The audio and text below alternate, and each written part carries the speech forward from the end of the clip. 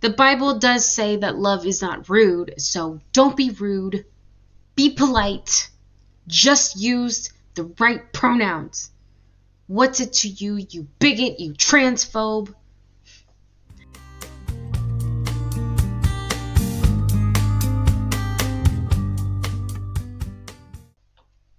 Hey everyone, welcome to Bold Reflections, a podcast where we discuss life and culture through a Christ-focused perspective.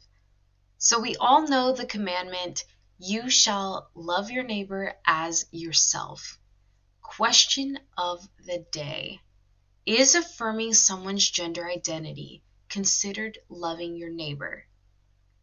Transgenderism has become so prominent in our American culture that President Biden made an executive order officially to prevent and combat discrimination on the basis of gender identity and sexual orientation this past Trans Day of Visibility this past March. In the press statement, Biden goes on to celebrate parents, teachers, coaches, doctors, and other allies who affirm the identities of their transgender children and help these young people reach their potential. He goes on to call for the affirmation of transgender, non-binary people and gender non-conforming people because they are quote unquote made in the image of God and therefore are deserving of dignity and respect.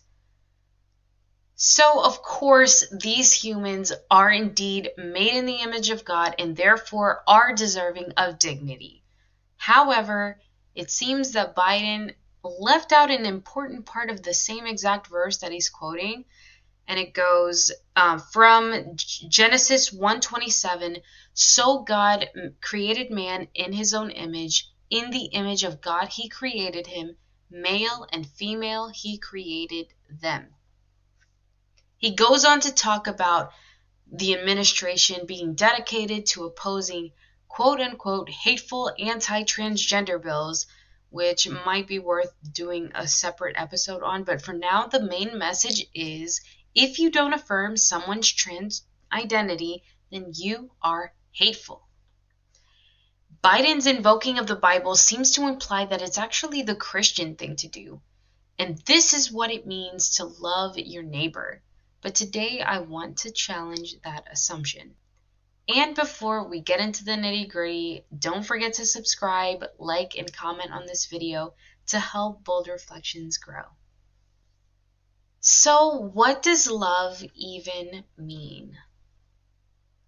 1 Corinthians 13, 4-7 tells us that love is patient and kind.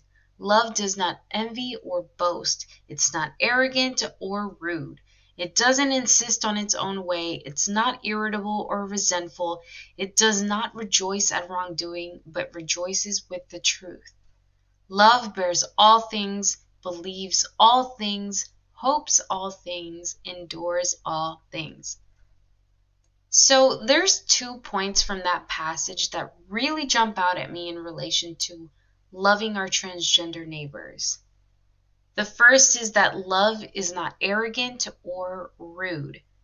And it can be pretty easy for those of us who disagree with this whole transgender ideology and that are becoming frustrated with the way our culture is pushing this to our kids, pushing it to us through school, through media, and other means. It's easy to be provoked to anger, and some people get so angry that they end up hating people who are transgender or push the transgender narrative. But we are called to love our neighbors, and disparaging them in any way in an effort to tear them down is clearly against the biblical definition of love. So obviously, that's something we want to steer clear of and keep that in check. The second point that really jumps out at me about that verse is love rejoices in truth. If we as followers of Christ are called to love, we're also called to be truthful. So if we indulge in society's current pressure to, say, affirm a biological man masquerading around as a woman who will be very highly offended if you don't call him she, is that rejoicing in truth? Ephesians 4:25 states, "Therefore, having put away falsehood, let each one of you speak the truth with his neighbor, for we are members of one another." The biblical truth of transgenderism is that they are made in God's image. He made them male and female. And the claim that they're born in the wrong sex or are neither male nor female is an active rejection of God's design in creation. They have been deceived by our culture and by the enemy. Scripture tells us that our enemy is not flesh and blood, but against spiritual forces of darkness. So now we know what it means to love. What does it mean to affirm someone's gender identity? So when the term gender identity is used, typically it refers to what somebody feels that they are, what they self-identify as. So if you feel like a man and you identify as a man, then you are a man, regardless of your biological reality.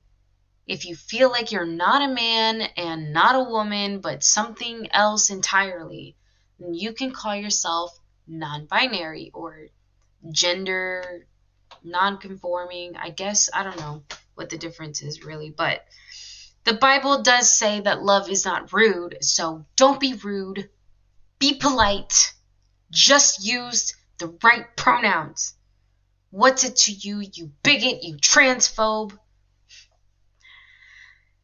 It can look like a teacher demanding a class of little kids call them by their preferred pronouns. It can look like a biological woman asking you to call them he or him or they or them or something new like Z or them. It can look like Caitlyn Jenner no longer going by Bruce Jenner and then going on to win Glamour Woman of the Year in 2015. It can look like a male MMA fighter being allowed to compete with a biological woman because he feels like a woman, and then going on to pummel a woman in the ring, fracturing her eye socket, like Fallon Fox and who was it? Erica Newsom, I believe. It can look like a school allowing a female student to call themselves by a boy's name and male pronouns at school, and then the parents being completely kept out of the loop to the point where their daughter became suicidal, and they didn't know until the day that she tried to hang herself in the school bathroom, as happened in Clay County School District in Florida. So back to the original question. Is affirming someone's gender identity really loving them? You're being told to go along with someone's self-identification because otherwise you're being hateful or erasing their existence. Because the trans suicide rate is extremely high, I believe it's around 41%, if you don't affirm their gender expression, then you're pushing that person towards suicide. You're basically a murderer. Despite the fact that when the data and evidence are laid out on the table for all to see, there's no actual proof that gender affirming or gender affirming care is an effective way to treat people who are tragically suffering from gender dysphoria. The way we as Christians, or really anyone who sees the absurdity of all of this stuff, has not spoken up because we're being polite and loving our neighbor and being inclusive, has real world consequences. It truly has become a slippery slope. I want to point your attention to a new growing group of people who have gone down the rabbit hole of sex change surgeries, hormone therapy, new pronouns, and all the things, and have come out on the other side. They are called detransitioners.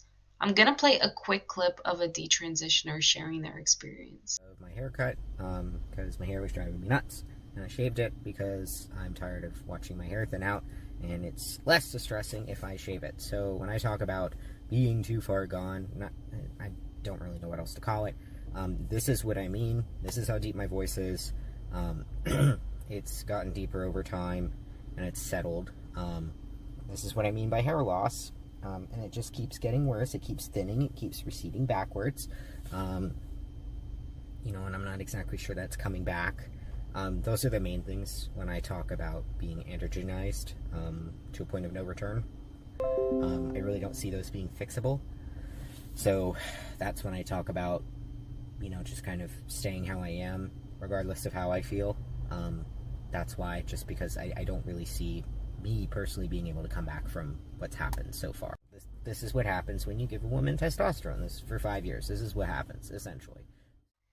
There's more and more evidence exposing the lies of gender-affirming care and more questions as to whether or not socially or medically transitioning is actually alleviating or even solving anyone's gender dysphoria. A great book I recommend on this topic is called Irreversible Damage by Abigail Schreier. If you're interested about learning more about the rarely discussed social contagion aspect to the transgender movement and how it's unprecedentedly affecting adolescent females. The truth of the matter is, no amount of surgeries, no amount of hormone therapy, no amount of people that you can get to call you a different name and use the right pronouns according to you is going to change you into the opposite sex. No amount of therapy sessions with these people and money that you give the people who are encouraging you down this road is going to lead you to actually becoming the opposite sex. Lying to people about who they really are and not speaking and living in reality and truth may be polite, but it's not loving. And what about loving the people who are harmed by this ideology?